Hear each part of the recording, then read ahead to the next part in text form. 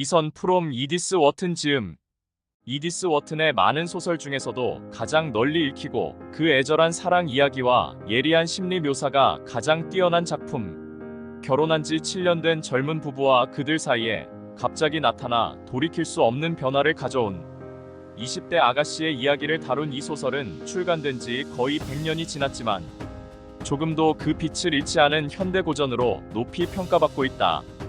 이 소설은 미국에서는 감동을 안겨줄 뿐 아니라 중편 정도의 짧은 길이인데도 읽을 때마다 새로운 것을 발견하게 해주는 명작이기도 하다. 옮기니 독서는 상상이란 방법으로 체험할 수 있는 또 하나의 여행 방법이다. 독서를 좋아하시는 분이라면 제 주장에 공감하시는 분도 여럿 계실 것이라고 생각합니다. 소설이나 에세이, 역사 등등 장르에 관계없이 말입니다. 과거나 미래로 또 어쩔 때는 유럽이나 아프리카 그리고 미국이나 일본을 여행합니다. 직접 가서 보고 체험해보면 좋겠지만 여행을 자주 한다는 건 직업상 여행가나 경제적 여건이 뒷받침이 안 된다면 쉽지 않은 일입니다. 또한 여러 차례 여행을 다녀왔다고 해서 그 나라와 문화에 대해서 다 안다고도 할 수 없습니다. 제가 중국과 일본을 일과 여행으로 수차례 다녀왔지만 모든 걸 다 안다고 할 수 없듯이 말입니다. 그런데 독서는 다릅니다. 독서량이 어느 정도 경지에 오르다 보면 가본 것 못지않게 그 나라의 역사와 문화에 대해 어느 정도 지식을 갖게 되는 것은 물론이고 영화, 필름처럼 눈에 어른거리며 익숙해지기도 합니다. 물론 자신만의 상상이기는 하지만 말입니다. 작품 이선 프롬에서도 그런 경험은 빠질 수 없습니다. 100여 년 전 미국의 어느 산촌 마을을 풍경으로 담고 있습니다. 7, 80년대 강원도 두메산골에서 자라며 학창 시절을 보냈던 저는 하얗게 쌓인 눈처럼 때묻지 않은 사랑의 설렘이 떠올랐습니다. 작품 이선 프롬의 첫 문장은 다음과 같이 시작됩니다. 여기 나오는 이야기는 내가 여기저기서 얻어들은 것이고 그런 경우에 의뢰 그렇듯 말하는 사람마다 그 내용이 조금씩 달랐다.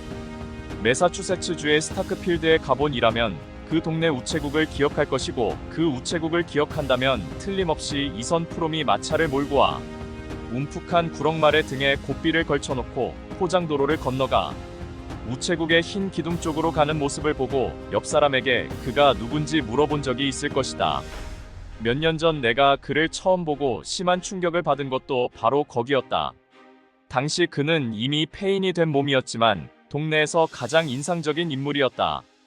그 지방 주민들은 대개 타지 사람들보다 훤칠했으므로 이선 프롬이 돋보인 것은 그의 큰 키 때문만은 아니었다. 그가 돋보인 이유는 족쇄에 묶인 듯 쩔룩대며 걸었는데도 은연중에 그의 얼굴에서 풍겨나오는 어떤 힘 때문이었다. 작품 이선 프롬이 100년 전의 작품이라고 생각하며 여행을 해야 합니다.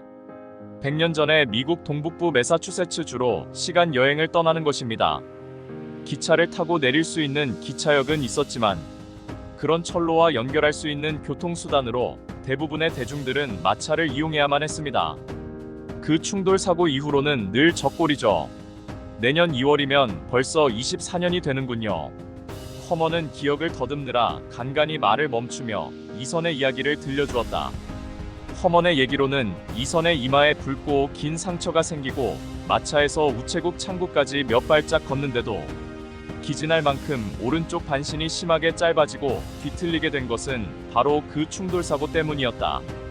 이선 프롬이 우체국에 오는 이유는 우편물 때문이기도 했지만 약품 회사에서 온 약품 봉투 때문이기도 했다. 스타크필드 사람들은 모두 그를 알고 있었다. 꽤 큰 사고였나 보죠? 나는 멀어져가는 그를 응시하다가 그의 떡 벌어진 어깨가 사고로 일그러지기 전에 그 위에 자리 잡은 밝은색 머리칼, 단아한 머리가 얼마나 멋있었을까 그려보며 허먼에게 물었다. 끔찍했죠? 허먼이 말했다. 보통 사람 같으면 살아남지 못했죠. 하지만 그 집안은 원래 강건해요.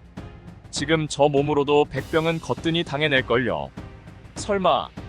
이때 이선 프롬이 나무 괴짝이 제대로 실렸는지 확인하려고 뒤를 돌아다 보았는데 아마 자기 혼자 있을 때 지을 법한 그런 표정을 하고 있었다. 저 사람이 100명을 당해내요? 벌써 죽어서 황천에 가 있는 꼴인데요. 허먼은 담배를 꺼내더니 귀퉁이를 잘라 입에 넣었다.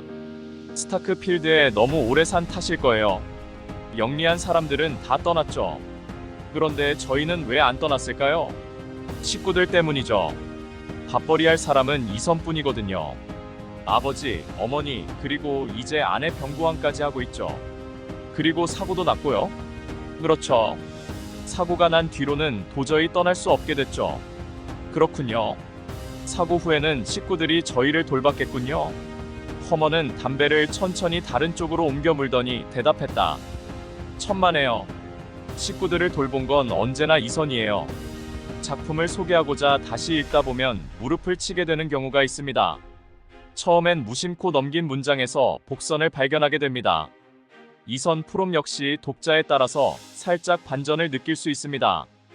바로 앞에 소개한 문장 안에 결말에 대한 해석의 단초가 실려 있음을 밝혀둡니다. 코베리 간이역의 큰 발전소 일로 그 지역에 출장을 가 있었던 화자가 스타크필드와 이선 프롬에 대한 궁금증을 더해가던 어느 날 이선 프롬과 단둘이 동행할 일이 생겼습니다. 간이 역행 기차가 서는 코베리 플레스까지 태워다 주는 말 대여소에 문제가 생겨 허먼 씨의 소개로 이선 프롬이 그 일을 대신 맡게 된 것입니다. 하지만 돌아오는 길에 폭설이 내렸습니다. 눈이 너무 심하게 쏟아지니 길을 잃고 찾기를 반복해야만 했습니다. 말도 기운을 잃어갔고 결국 마차에서 내려 걸어가야만 했습니다. 그렇게 길을 헤매고 고생을 하다가 이선 프롬의 집 앞을 지나가게 되었습니다. 이렇게 2km를 걷는데 프롬이 언뜻 보기엔 텅 빈 어둠 속을 바라보며 저게 저희 집 대문입니다 했다. 그때부터가 제일 힘들었다. 지독한 추위와 강행군으로 나는 지칠 대로 지쳤고 말 역시 손을 대보니 옆구리가 시계같이 뚝딱거렸다. 저 프롬씨, 내가 입을 열었다. 이제 됐어요. 들어가세요. 선생도 더는 고생하실 것 없어요. 누구도 더는 고생하실 것 없어요. 누구도 이 이상은 못 갈 거예요. 말하자면 그나 나를 하룻밤 쉬어가라고 초대한 셈이었다. 화자는 말없이 프롬을 따라갔습니다. 그리고 그의 집에 들어서게 되는데 그의 뒤를 따라 천장이 낮은 컴컴한 복도를 지나니 역시 불이 안 켜진 사다리식 층계가 보였다. 오른편에 있는 문에서 새어나온 불빛이 어둠을 가로질렀고 그 안에서 투덜거리는 여자의 음성이 들려왔다. 프롬은 달아빠진 기름종이 위에 발을 굴러 장화에 묻은 눈을 떨더니 부엌 의자 위에 등을 내려놓았다. 거기 있는 가구는 그 의자뿐이었다. 그가 문을 열고 들어오시죠. 하자 그때까지 투덜거리던 여자가 입을 다물었다. 내가 이해할 실마리를 찾은 것은 바로 그날 밤이었고 그때부터 나는 그가 겪어온 일들을 정리하기 시작했다. 여기까지가 화자가 이선 프롬을 만나게 된 과정입니다. 그리고 24년 전 있었던 이선 프롬의 사랑과 비밀에 대한 본격적인 이야기가 전개됩니다. 앞에서도 이야기했듯이 재미삼아 대충 훑어보면 깊게 깔려있는 이선 프롬의 행동을 절대 이해하지 못할 것이라는 생각이 들었습니다. 결말 부분에서 이선 프롬의 결정이 이해가 되지 않는다면 앞으로 다시 한번 읽어보시기를 추천드립니다. 지금까지 책보다 남자였습니다. 그럼 다음에 또 다른 작품으로 인사드리겠습니다. 감사합니다.